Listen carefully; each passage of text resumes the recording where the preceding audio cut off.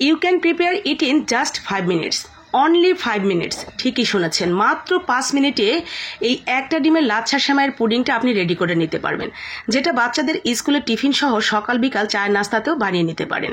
প্রথমেই আমরা সেমাইটা রেডি করে নেব। আমরা এখানে 1 চামচ ঘি নিয়েছি আর সেমাইটা দিয়ে ভালো করে একটু ভেজে নেব। আমি লাচ্ছা সেমাই দিয়ে তৈরি করছি, আপনারা চাইলে লাল যেটা লম্বা সেমাই থাকে সেটাও কিন্তু নিতে পারেন। সেম ওয়েতে ভেজে নেবেন। ভালো করে একটু ভেজে নিয়েছি, মচমচা যখন হয়ে গেছে তখন তুলে নিয়ে আমরা সেম কড়াইটাতেই দিয়ে দিয়েছি সামান্য একটু পানি, তার মধ্যে 1 চা চামচের মতো চিনি দিয়ে ক্যারামেল তৈরি করে নিচ্ছি। ক্যারামেলটা ঠিক এইভাবেই আমি যখন লাল লাল হয়ে যাবে তখন নাড়া দিব, তার আগে নাড়া দিব না। অনেকেই বলেন ক্যারামেল তৈরি করতে গেলে আবার গলে চিনি হয়ে যায়, মানে শক্ত হয়ে যায়।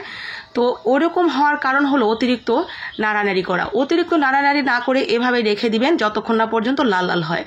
যখন দেখবেন লাল লাল হয়ে আসছে ঠিক তখন এইভাবে যখন কালার হয়ে আসবে, আপনি যেই পরিমাণ কালার করতে চান নামিয়ে যেখানে ক্যারামেলটা দিতে চান ঠিক সাথে সাথে ঢেলে দিয়ে এভাবে ছড়িয়ে নেবেন। কিছু একটা দিয়ে ছড়িয়ে নিতে পারেন, আর যদি বেশি থাকে তাহলে তো গড়িয়েই যাবে।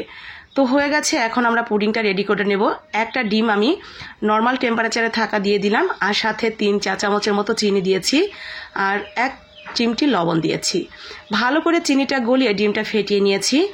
এখন এখানে দিয়ে দিব নর্মাল যে চায়ের কাপে আমরা বাসায় সব সময় চা খাই, সেই চায়ের কাপের 1 কাপ দুধ। দুধটা দিয়ে ভালো করে মিশিয়ে নিয়েছি। ভালো করে দুধটা দিয়ে মেশানো হয়ে গেলে এই মিশ্রণটা চাইলে আপনারা ছেঁকেও নিতে পারেন, আবার না ছেঁকলেও সমস্যা নেই, যেহেতু আমরা এটা সেমাই পুডিং তৈরি করছি। তো আমি ছাঁকছি না, ঠিক এইভাবে যেভাবে ছিল এভাবেই দিয়ে দিব।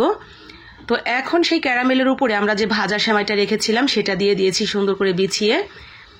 এখন সেই ডিমের মিশ্রণটা এর সাথে অ্যাড করে দিচ্ছি। ডিমের মিশ্রণটা অ্যাড করে দিয়ে ভালো করে একটু নাড়াচাড়া করে দিব, যাতে ডিমের মিশ্রণটা সব জায়গায় একই সমানভাবে থাকে। তো হয়ে গেছে, এখন আমরা এইটা দিয়ে দিব গরম পানির উপরে ভাপে বসিয়ে। তো নিচে গরম পানি দিয়ে দিতে হবে, তার উপরে একটা স্ট্যান্ড দিয়ে ঠিক এইভাবেই মাত্র 5 মিনিট বসিয়ে রাখবেন। 5 মিনিটের মধ্যেই কিন্তু এটা সিদ্ধ হয়ে যাবে। একটা কাঠি দিয়ে চেক করে দেখলাম একেবারে ক্লিন বেরিয়েছে। এখন নর্মাল তাপমাত্রায় এনে তারপরে আবার নর্মাল ফ্রিজে রেখে ঠান্ডা করে নিয়ে তারপরে কেটে নিলেই কিন্তু রেডি।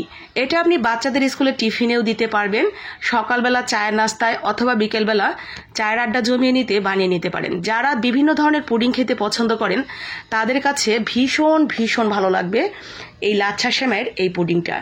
আর বানানোর তেমন কোনো ঝামেলা নেই বলে আমার কাছে এই ধরনের নাস্তাগুলো বানাতে ভীষণ মজা লাগে।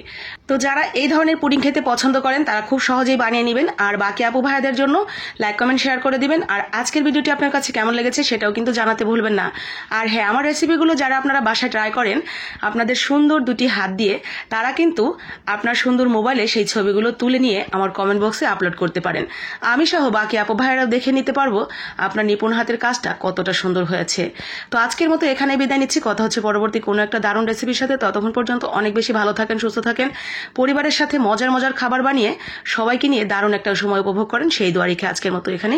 আসসালামু আলাইকুম, আল্লাহ হাফেজ।